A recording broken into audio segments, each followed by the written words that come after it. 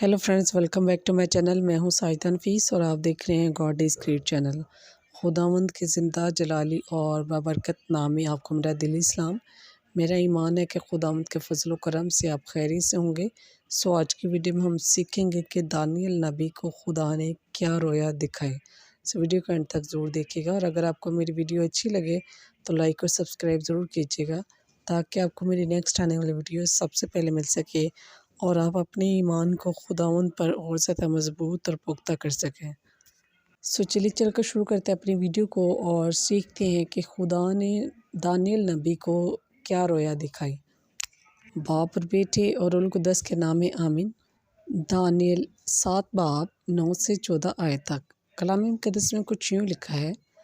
Daniel नबी ने वो रोया जो खुदा ने उसे दिखाई यूँ बयान की।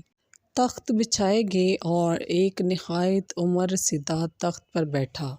उसका लिबास बर्फ़ की मानद सफ़ेद था और उसके बाल खालिस ऊन की मानद थे। उसका तख्त आग के शोलों से और तख्त के पहिए जलती आग से बने थे। आग की नदी वहाँ से बहती थी।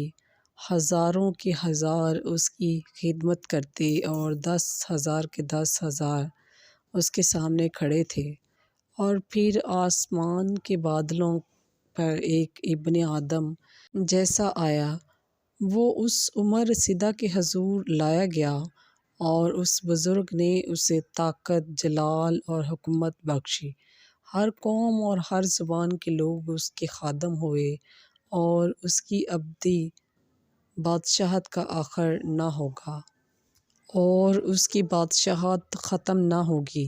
बस पाकलाम के पढ़े और सुने जाने पर खुदावंद की ख़ास बरकत हो, खुदावंद का शुक्र हो। सो मेरे अज़ीज़ों, खुदावंद इस कलाम की वसीला से आपको न मुझे बहुत सी बरकत से नवाजे।